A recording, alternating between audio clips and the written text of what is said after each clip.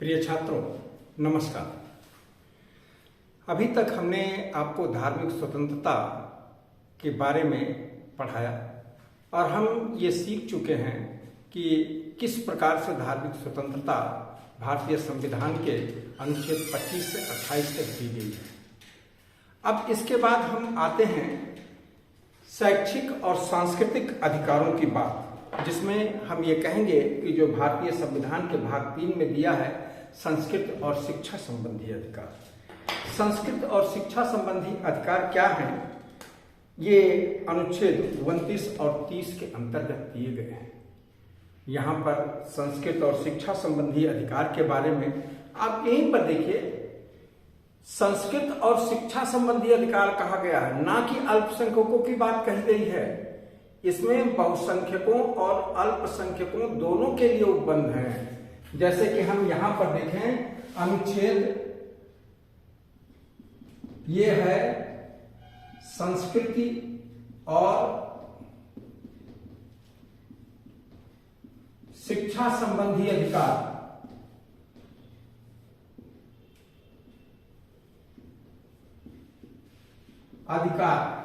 यहां पर देखिए, अगर हम यहां पर अनुच्छेद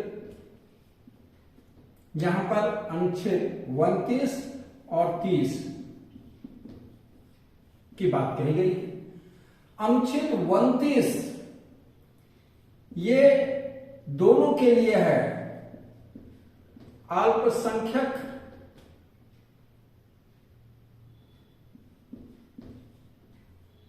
और बहुसंख्यक दोनों के लिए है। और उसके बाद अनुच्छेद 30 में बात की गई है अल्पसंख्यक। देखिए, एक बात और भी हम आपको यहां पर बताना चाहते हैं। यहां पर अगर देखें तो 3 चीजों की बात कही गई है। किसके लिए? संस्कृति, लिपि और भाषा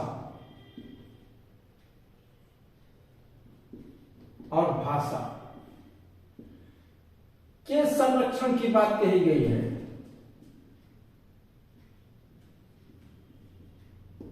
यहां पर 3 चीजों की बात कही गई है, ध्यान रखिए। और यहां पर अनुच्छेद 3 में भाषाई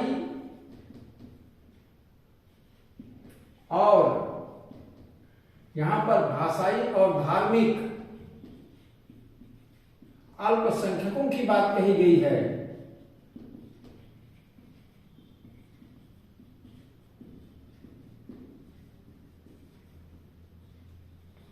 ये दोनों बातें ध्यान रखिए।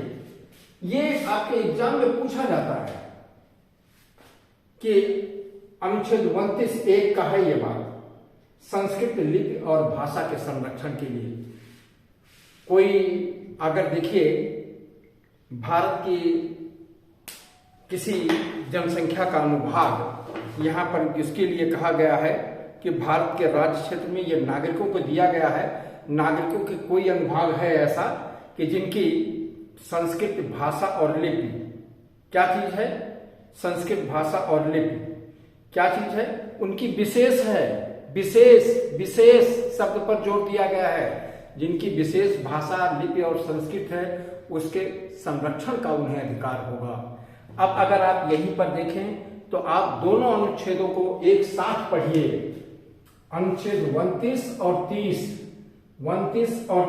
29 में देखिए कि 29(1) में आए लिपि, भाषा और संस्कृति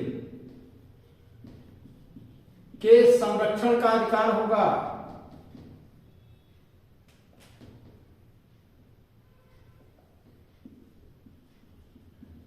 क्षण का अधिकार किसको होगा? यह अधिकार किसको होगा? यह अधिकार भारत के नागरिकों को। देख रहे हैं ये चीज।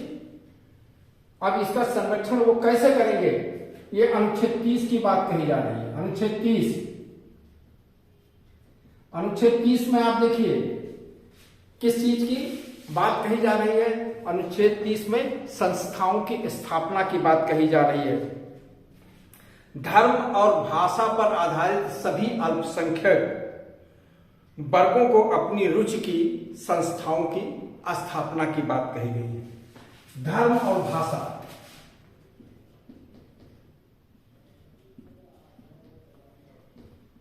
भाषा के आधार पर अल्पसंख्यकों को संस्थाएं स्थापित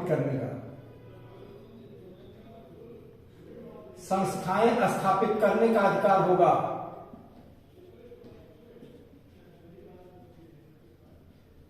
अब आप देखिए भैया, आपको यह अधिकार दिया गया है लिपि भाषा और इसका संरक्षण। आप करेंगे कैसे? कोई तो संस्था होनी चाहिए, और यह अधिकार कहां पर दिया गया है? अनुच्छेद 30 में। अनुच्छेद 30 के 1 में देख रहे हैं। अनुच्छेद 30 के 1 में दिया गया है यह अधिकार कि लिपि भाषा और संस्कृत के संरक्षण का अधिकार है, और इन पे एक संस्था स्थापित करने की बात कही गई है कि भाषाई और धार्मिक, यहां पर दोनों ले लिया गया है। अब अगर आप देखें लिपि और भाषा, ये इसके अंतर्गत आप देखेंगे, ये देखिए लिपि और भाषा, मतलब आप यहां पर देखिए दोनों चीजें देखिए। आप यहां पर कंफ्यूज मत होइएगा कि कई बार ऐसा होता है एक ही भाषा अलग अलग लिपियों में लिखी जाती है। जैसे सिंधी है तो सिंधी 2 लिपि में लिखी जाती है, ये जान लीजिए। यह दोनों लिपियों में मान्यता प्राप्त है 8वीं अनुसूची में संविधान की। एक लिपि है जिसको कहते हैं उर्दू जिसको हम आप कहें पर्शियन लिपि, और दूसरी है देवनागरी लिपि जो है, जिसमें कि आप हिंदी और संस्कृत लिखते हैं, वो देवनागरी लिपि में है। पर्शियन लिपि जिसमें कि उर्दू लिखते हैं। ये किसके लिए हम कह रहे हैं? सिंधी भाषा के लिए। अगर मान लीजिए किसी को अपनी लिपि और भाषा को यहां पर रखना है, तो यहां पर देखिए ये तो भाषाई अल्पसंख्यक के लिए हो गए, और उसी के हिसाब पर यहाँ पर धार्मिक अल्पसंख्यकों की बात कही गई है। चाहे धार्मिक पर रखिए या धार्मिक भाषाई, दोनों पर रखिए, आपको संस्था स्थापित करने का अधिकार है। तो एक तरीके से देखिए अनुच्छेद 29 और 30 में 29(1) का पूरक है, जहां यह अधिकार देता है 29(1) और 30 के साथ साथ। अब यहीं पर देखिए दूसरी चीज, एक चीज ये अधिकार यहां पर मिला हुआ है कि भैया अगर ये संस्था आप स्थापित कर लेते हैं, यहां पर देखिए संस्था आपकी स्थापित हो गई। संस्था स्थापित होने के बाद अगली चीज यहां पर क्या कही जा रही है? अनुच्छेद किसकी बात कर रहे हैं? अनुच्छेद 30 की बात। तो ये संस्था 29(1) में अधिकार दिया गया है, धार्मिक नहीं दिया गया है।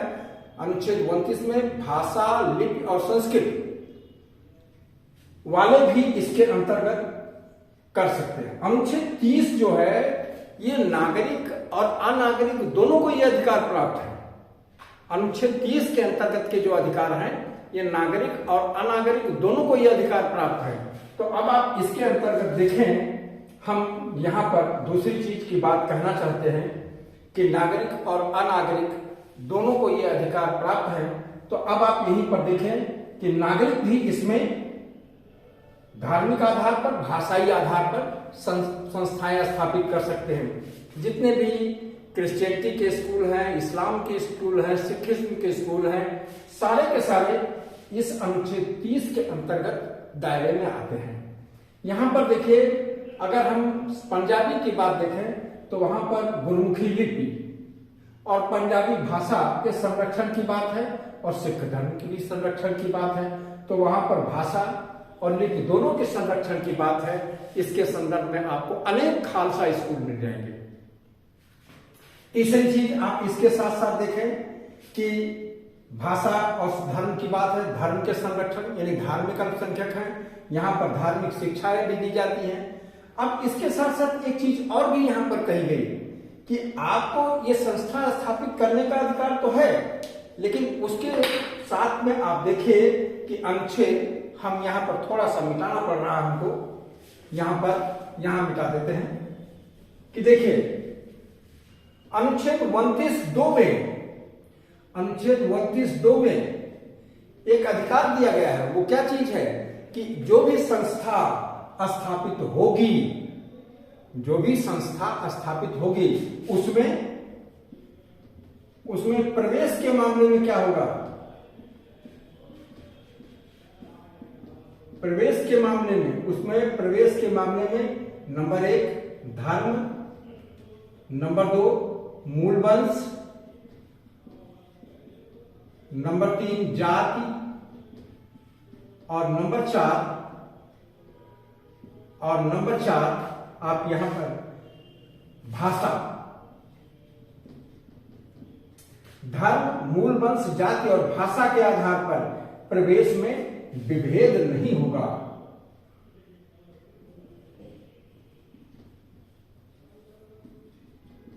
एक चीज आपने देखा कि 30(1) में अधिकार दिया गया कि संस्था स्थापित कीजिए, 19(1) में संस्था आपने स्थापित किया है तो ये रोक दिया गया कि जो भी इस प्रकार की संस्थाएं स्थापित होंगी उनमें क्या चीज होगा, धर्म, मूल वंश, जाति और भाषा के आधार पर प्रवेश से कोई विभेद नहीं किया जाएगा। अब अगली चीज देखिए 30(2) में क्या कहा गया है।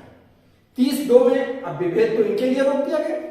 30(2) में यह कहा गया कि भाई जो भी संस्थाएं इस प्रकार से स्थापित होंगी, 30(2) में यह कहा गया कि जो भी संस्थाएं इस प्रकार से स्थापित होंगी उनमें अगर राज्य अनुदान देगा तो इस आधार पर कोई विभेद नहीं करेगा कि वह अल्पसंख्यक संस्थाएं हैं, तो आप यहां पर देखिए 30 इसमें यह अधिकार दिया गया, तो वहीं पर आप यहां पर देखिए 30(2) यहां पर 30(2) की बात कही गई। 30(2) राज्य अनुदान देने में इस आधार पर कोई भी भेद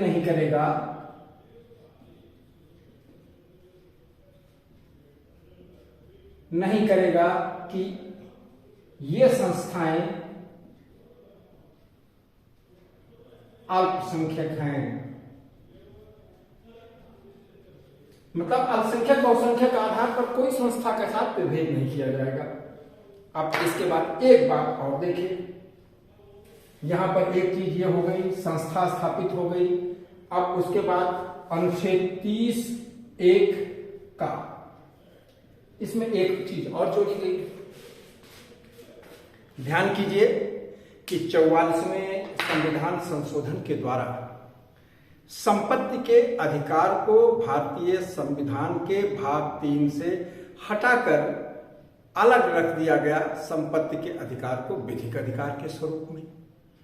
अब सवाल इस चीज का रहा कि ये तो विधिक अधिकार हो गया, अब अल्पसंख्यक संस्थाओं के मामले में अगर यही व्यवस्था हो गई, अगर उनको किसी प्रकार का अनुतोष यानी कंपनसेशन नहीं मिल पाया, उनकी संस्थाओं का अधिग्रहण किया गया, तो उनके लिए तो समस्या हो जाएगी।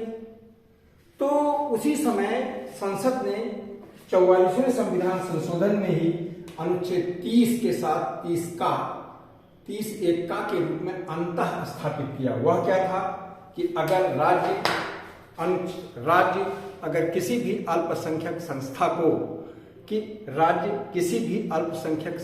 को यदि अधिग्रहित करता है, राज्य यदि किसी भी अल्पसंख्यक संस्था को अधिग्रहित करता है तो उसके लिए इतना अनुतोष यानी इतना कंपनसेशन अवश्य देगा कि वह संस्था निराकृत ना हो जाए, उस संस्था को बनाए रखा जा सकता है। कहने का मतलब कोई क्रिश्चियनिटी का कॉलेज हो या कोई इस्लाम धर्म से या सिखिज्म से या कोई भी अल्पसंख्यक संस्था है, अगर सपोज कीजिए कि राज्य को कोई ऐसी आवश्यकता पड़ती है और राज्य उस संस्था को अधिग्रहित करता है, तो राज्य के लिए यह संविधान की ओर से ऑब्लिगेशन है, करना ही पड़ेगा कि उसको पर्याप्त वह कंपनसेशन देगा कि जिससे वह संस्था बनी रहे।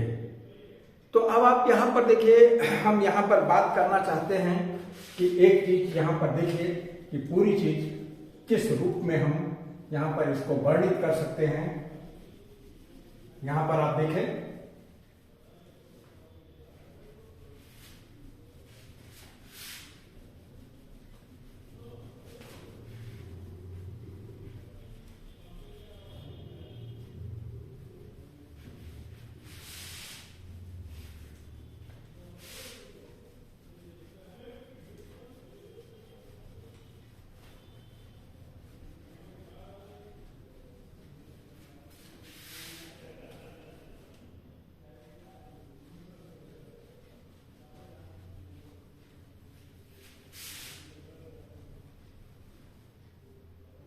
यहां पर देखिए आप दो अनुच्छेद हैं।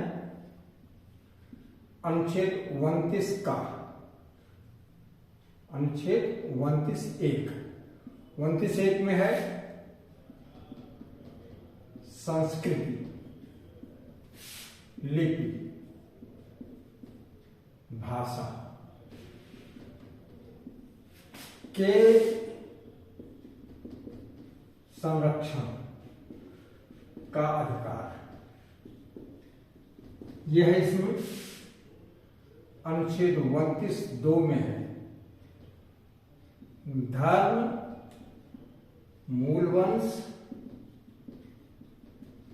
जाति,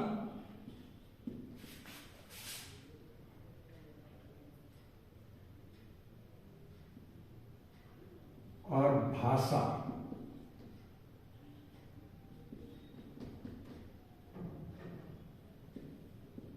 के आधार के या इनमें से किसी एक के आधार पर विभेदीकरण से निषेध। यह है किस मामले में? प्रवेश के मामले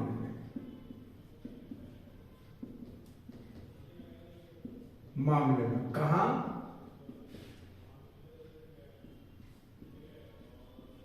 शिक्षण संस्था में।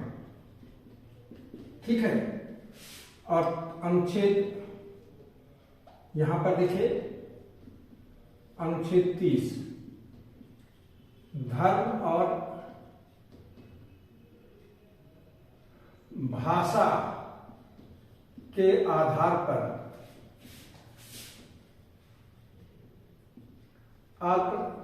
अल्पसंख्यक संस्थाओं की स्थापना का अधिकार। यह है अनुच्छेद 30(1) ये था। अनुच्छेद 30(1) का अनुतोष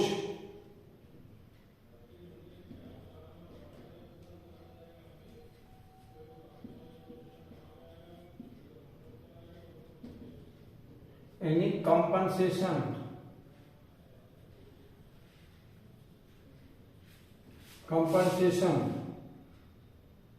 पाने का अधिकार।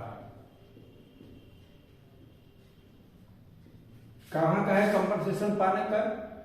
44वां संविधान संशोधन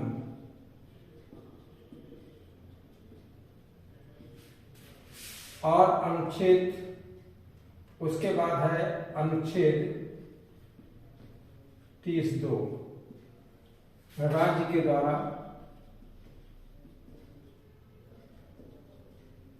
द्वारा अनुदान दिए जाने में विभेद न करना।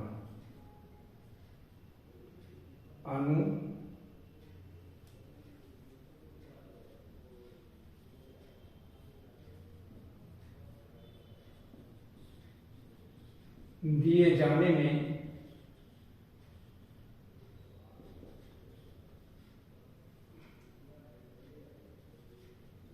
विभेद ना करना। ये देखिए, ये इतनी चीजों की बात हम यहाँ पर करते हैं। अनुदान दिए जाने में विभेद ना करना, ये यहाँ पर ये चीजें यहाँ पर है। तो अगर हम इसको देखें, इसके संरक्षण के लिए ये चीज यहाँ पर आप जोड़िए, फिर उसके बाद आप दूसरी चीज देखिए कि जब ये चीज पूरी हो जाती है तो ये चीज यहाँ पर हो जाती है। फिर ये चीज जब पूरी हो जाती है तो आप यहाँ पर देखिए, इस चीज के पूरी होने के बाद फिर ये चीज यहाँ पर हो जाती है, और उसके बाद ये चीज होने के बाद उपरांत राज्य को यहाँ से 30 का में बाध्यता दी जाती है। ये इस प्रकार से अगर आप पाएंगे तो आपको दिखाई पड़ेगा कि ये एक दूसरे से ये अनुच्छेद इस प्रकार से इंटरलिंक्ड है।